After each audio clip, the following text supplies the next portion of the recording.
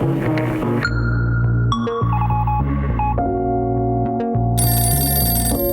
ce numéro hors série d'Aparté, avec Élise, nous avons décidé de sortir de notre petit studio à Paris et d'aller à Nantes pour le festival d'info locale. Et on s'est dit que ce serait intéressant de comprendre comment on organise un festival. En plus, c'est l'occasion de prendre le pouls des médias locaux. Nous sommes le vendredi 28 juin, deuxième jour du festival d'info locale, alias Le Fil. Alors le Fil, c'est quoi ? 300 participants à peu près, 72 ateliers, une bourse d'émergence, une soirée, 2 organisateurs principaux, une vingtaine de bénévoles, 40 degrés, 1 à l'ombre hier, je crois, et un hashtag plutôt sympa, Feel Good. Élise me disait qu'on aurait pu dire Feel Hot. En tout cas, on n'a pas prévu. Nous sommes avec, vous l'entendez, Julien Kostrech, qui est l'organisateur de cet événement et directeur de West Media Lab. Bonjour Julien. Bonjour, merci pour l'invitation. Beaucoup d'événements alors sur les médias et les questions qui bouleversent leur industrie ont lieu depuis quelques années. Médias en scène, festival de couture, les assises du journalisme, la presse au futur et tous les congrès professionnels. Pourquoi l'info locale, qui est donc le sujet de ce festival, a-t-elle besoin d'un événement spécifiquement pour elle ? Nous, les assemblées, les événements que vous avez cités, on les a tous faits, on en a fait d'autres aussi européens, et qu'à chaque fois, l'info locale était quand même un peu la portion congrue du programme. Alors on a toujours quelques groupes de presse régionale qui sont présents et qui viennent parler de leurs projets, mais là on avait vraiment envie d'un événement qui réunisse les médias locaux dans toute leur diversité. On va du grand groupe aux médias associatifs. Il y avait des radios associatives, par exemple, hier, il y en aura aussi aujourd'hui, des médias de quartier. Tout support, parce que ça discute un peu, voire même beaucoup déjà, la presse a ses rendez-vous, les radios aussi ont des salons, etc. Mais là, on est tous sur le numérique, donc il y a forcément beaucoup de choses à partager sur pas mal de sujets autour du numérique. Tout le monde fait de la vidéo, tout le monde fait du temps réel, etc. Donc il y avait cette envie de diversité, d'avoir toutes les régions. Ça, c'était le premier point. Après, je pense qu'il y a aussi un peu de fierté du local, de dire que le local, on est là, c'est aussi une valeur d'avenir. Il y a des sujets forts, aussi spécifiques, peut-être même ou plus forts en tout cas en local, comme la proximité avec le public, la relation publique, l'infoservice. Donc on a envie aussi de traiter plus en profondeur ces sujets-là. Et aujourd'hui, tu dirais quels sont les enjeux particuliers aux médias locaux auxquels ils sont confrontés ? Parce qu'on sait, les enjeux généraux, toute la presse et toute la télé, les radios sont confrontés à des gros enjeux de l'industrie aujourd'hui. En local, qu'est-ce qu'il y a de spécifique qui secoue l'industrie des médias locaux ? On a effectivement plein de problématiques qui sont les mêmes que sur les médias internationaux ou nationaux. Après, je pense que vraiment dans la relation au public, donc comment ces nouvelles formes de proximité sur lesquelles viennent de plus en plus aussi les nationaux, de créer des communautés, les conférences de rédaction ouvertes. Alors la radio, il y a notamment local, elle fait depuis longtemps aussi de l'antenne ouverte. Je pense que ces sujets-là sont plus forts parce que je pense aussi que les rédactions ressentent plus directement cette attente de la part des gens. Et cette difficulté, justement, cette crise de confiance aussi un peu ? Oui, alors là-dessus, les points de vue sont partagés. J'ai un autre événement il y a quelques semaines, vous y étiez aussi d'ailleurs, au congrès de la presse hebdomadaire. Et par exemple, sur les gilets jaunes, il y a des éditeurs qui se félicitaient d'avoir senti les choses venir et d'avoir donné la parole, ce que n'avait pas fait la presse parisienne. Et d'autres, au contraire, qui trouvaient que si le mouvement avait été violent, c'est qu'ils ne l'avaient pas suffisamment aussi accompagné. Donc voilà, là-dessus, c'est tranché. Mais voilà, les ressentis sont différents d'un territoire à l'autre, d'une rédaction à l'autre. En tout cas, ce sujet-là est au cœur. Après, je pense aussi que dans les médias locaux, on a quand même beaucoup de médias qui existent aussi parce qu'ils sont aidés par des subventions. Je pense aux médias associatifs, des pure players, des radios, des télévisions locales aussi. Ça, c'est sans doute plus fort qu'en national. Et les subventions, elles vont en baissant. Enfin, les fonds publics Donc il y a besoin aussi de se diversifier. C'est vrai que le modèle économique n'est pas tout à fait le même. Oui, on a quand même ça compte un peu plus et aussi, pour le coup, on trouve pas mal de médias qui se sont lancés ou qui font des opérations de financement participatif ou qui ont des modèles d'adhésion depuis longtemps parce qu'ils sont associatifs. Que pour vous donner quelques spécificités, mais je pense qu'il y en a d'autres. Est-ce qu'il y a une tonalité qui est ressortie un petit peu des ateliers ? Alors je ne sais pas si tu as beaucoup eu le temps, hein, forcément quand on est organisateur, mais est-ce qu'il y a quelque chose que tu as senti de cette première journée ?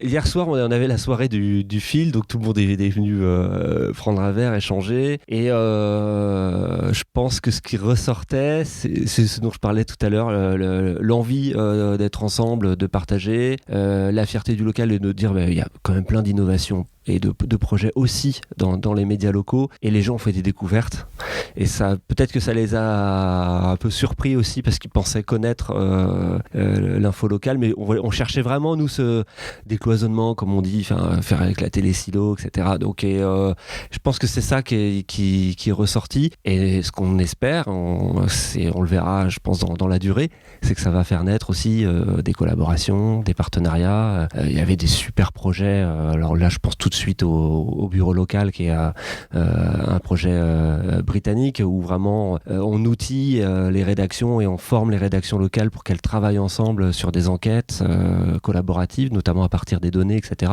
Ils le font maintenant à l'échelle de tout le pays, c'est remarquable, et on voit qu'il y a de plus en plus de coopération, donc ça aussi c'est quelque chose qui était marquant je trouve sur la journée d'hier. Alors maintenant, on va rentrer un petit peu dans la construction du format de festival. Je disais, je parlais de format parce que, comme je disais en introduction, il y a beaucoup de médias qui lancent leurs propres événements, des journaux, même des radios, Radio France et France Info, la Média en scène. Donc on a l'impression que ça devient un format en fait dans les médias. Alors toi, donc tu es le directeur de West Media Lab, donc c'est pas un média, mais c'est une super occasion pour comprendre un peu tout ça. Alors déjà, comment est née cette idée, et quand est née cette idée de créer un événement, celui qui a lieu en ce moment ? En fait, nous, notre structure, West Media Lab, c'est une association professionnelle. On regroupe des acteurs très différents, pas que du journalisme. On est sur l'information large, information et communication. Donc il y a les médias, la plupart des médias qui sont en région Pays de la Loire-Bretagne, les écoles de communication, de journalisme, mais aussi de graphisme, d'informatique, ce qui nous permet de faire des hackathons où on mixe les métiers. On a des startups aussi, on a des collectivités qui sont intéressées par ce qu'on fait pour leurs propres médias et leur communication territoriale. Et je pense que c'est cette diversité d'acteurs, depuis le début, nous donne envie de créer des événements où on ne soit pas que sur les journalismes, on dépasse aussi peut-être les chapelles habituelles ou les regroupements habituels. Donc ça, c'est dans notre fonctionnement. Tous ces acteurs, en fait, on leur propose des terrains de jeu pour qu'ils puissent expérimenter des contenus, des services, beaucoup sur le numérique. Et on est donc une sorte de lab mutualisé pour nos adhérents, un labo ouvert sur les médias numériques. Et du coup, tu te souviens du jour ou peut-être de la soirée où est née cette idée ? En fait, depuis 5 ans déjà, on a déjà un événement qui est régional, qui c'est quelques gens qui viennent un peu plus loin, qui s'appelle le Media Lab Speed Training. Et là, c'est le même format que le fil, c'est-à-dire qu'on est sur des conférences assez courtes, on essaye vraiment de capter l'attention, d'éviter les moments d'ennui, il y a une densité de programmes qui est assez forte. Et le Media Lab Speed Training, lui, est complètement axé sur les outils, donc les outils pour produire, pour diffuser, monétiser des contenus. Et en fait, les intervenants, ce sont des professionnels qui utilisent des outils et qui viennent un peu faire des tutos en direct et expliquer comment ils utilisent ces outils dans leur structure. Et ça, la première édition, il y a 5 ans, on pensait réunir nos adhérents, on va dire une centaine, 150 personnes, et il y a 300, 400 personnes qui viennent dès la première édition. Et depuis 5 ans, ça fait le plein en région. Donc déjà, nous, on a appris à faire des événements de cette manière-là. On trouvait que ce format fonctionnait, et on avait envie de l'amener sur un autre terrain qui est celui de l'info locale où chemin faisant, on s'est quand même, à force de côtoyer aussi nos adhérents, on s'est forgé une expérience et peut-être une culture aussi, expertise plus forte sur ce sujet-là. Et donc là, l'idée d'aller sur un événement d'envergure finalement nationale, qui est est-ce que c'était quoi, il y a 1 an, 2 ans, 3 ans ? L'idée c'était il y a 1 an et demi. Tout de suite, il a fallu la tester. Parce que comme vous le disiez, l'événementiel, il y a quand même beaucoup de monde qui font des choses, etc. Donc déjà, il faut faire le benchmark et regarder est-ce qu'on a vraiment une valeur ajoutée par rapport à l'existant. D'emblée, on s'est dit ce ne sera pas que le journalisme. Vu ce qu'on est, nous, comme association, on n'a pas que des médias et des journalistes. Donc l'information locale, territoriale, sens très large. On voulait que... Et en termes de cible, d'ailleurs, du coup, pas le grand public. On s'est dit tout de suite professionnel pour démarrer. Et puis, si ça grandit, on pourrait demain avoir aussi des moments plus pour le grand public. Après, il faut grandir. Et moi, j'avais l'impression que c'était pas mal de dirigeants, on va dire, de rédac-chefs, etc. Est-ce qu'il y avait aussi cette volonté d'avoir peut-être des journalistes plus, on va dire, de terrain et peut-être même des étudiants en journalisme? Comment vous avez conçu tout ça en termes de cible? On s'est dit, il y a déjà quand même quelques beaux événements sur le journalisme. Vous en avez cité là en début d'émission. Donc, on est plutôt, nous, allés sur les enjeux de développement. Donc, on a les questions de contenu, de rédac, de public, mais il y a les questions de modèle économique, de la pub, de la diversification des activités, de l'organisation des équipes. Donc là, oui, ça va aussi toucher plus des décideurs, comme on dit. Alors, ça peut être le rédac-chef, ça peut être la patronne, le patron, l'éditeur, les gens en charge du marketing, de l'innovation. Donc on allait chercher aussi vraiment ce public-là sur le fil. Et comment vous avez choisi le mot festival, enfin le concept du festival par rapport, Élise disait congrès, assises, etc. Qu'est-ce que ça implique?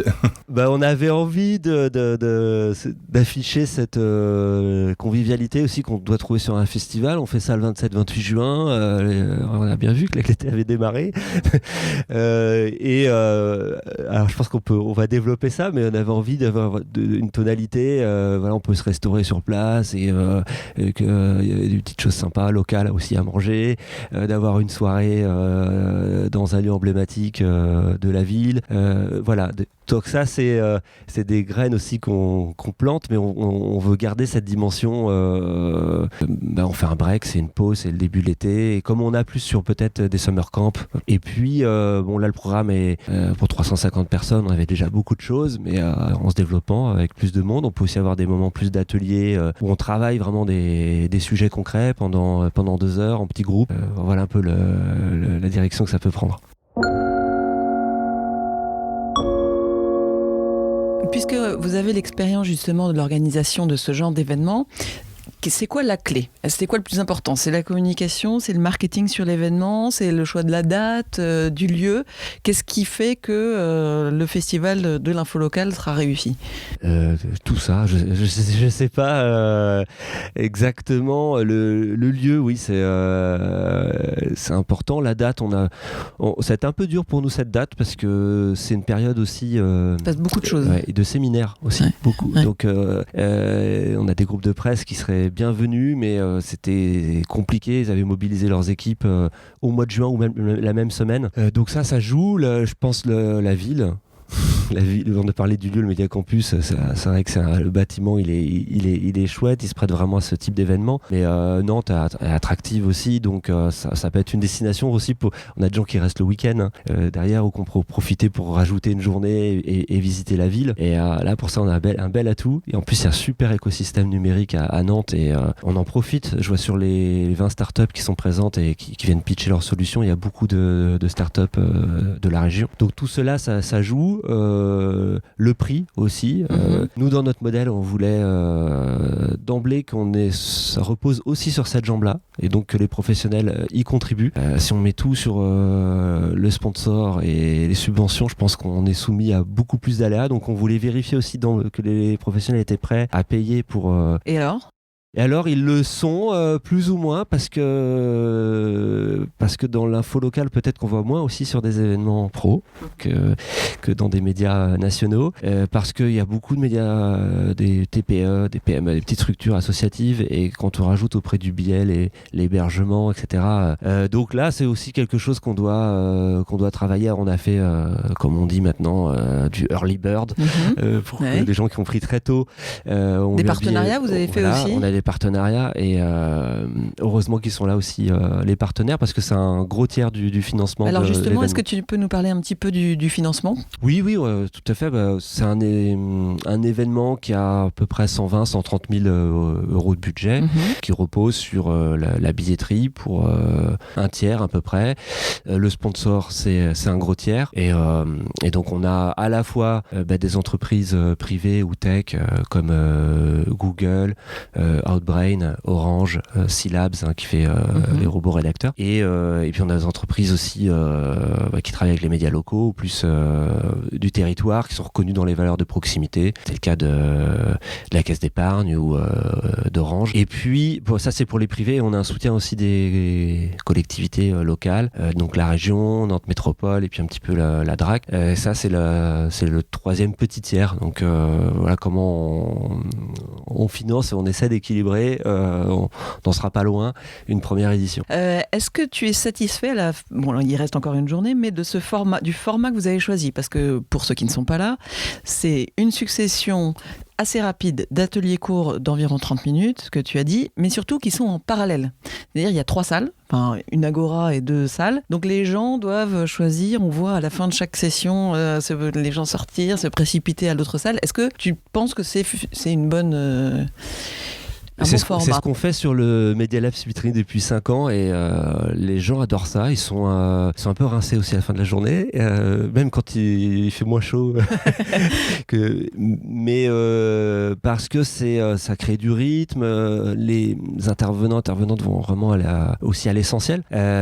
Donc ça, et ça les oblige aussi à réfléchir, à faire des choix. Il y a un peu de frustration. Donc ça, je pense que ça plaît bien. Le côté frustrant, c'est qu'évidemment, finalement, on voit qu'un tiers du programme. Alors, ils peuvent venir aussi à 2 ou à 3. C'est aussi ça qu'on vise sur les équipes. Et puis, on se répartit les salles pour tout voir. Et après, ça permet des échanges et des débriefs entre équipes. C'est intéressant. Et je pense que ce qu'on aimerait bien faire sur une prochaine édition aussi, c'est de pouvoir... On le fait sur le speed training, pour pouvoir trouver un partenaire pour filmer toutes les conférences. Oui, parce que là, il n'y a pas de captation. Voilà. Et donner accès aux festivaliers, comme ça, ceux qui ont pris leur passe aussi, ils peuvent aller voir les quelques interventions qui voulaient surtout ne pas rater, quoi. Donc tu disais, prochaine édition, alors ?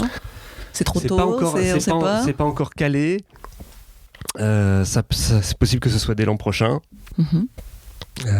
Voilà. Après, est-ce qu'on reste sur cette période de début de l'été ou est-ce qu'on décale un peu? Ça fait partie des réflexions. Au départ, on se demandait s'il fallait pas aussi espacer Biennale, par exemple, parce qu'il faut aussi avoir le temps d'un renouvellement des projets. Alors là, on a mis beaucoup de choses. Oui, c'est ça. Il y a quand même beaucoup de choses. Parce qu'on beaucoup d'intervenants. Oui, puis on s'est pris au jeu, au piège, parce que à partir du moment où on se met comme objectif, il faut toutes les régions, il faut toutes les tailles de médias, tous les supports, quand on veut et on a 5 thématiques à couvrir en cochant toutes les cases. Au début, on partait sur 60 conférences ou conversations, et puis en fait j'ai compté 72 et puis il y a 83 intervenants plus 20 startups. Donc, mais il y avait un enjeu aussi de montrer tout le potentiel, je pense, sur une première édition. Après, on peut peut-être respirer peut-être un peu plus, un peu moins de densité sur les suivantes, mais en gardant quand même ce rythme qu'on a sur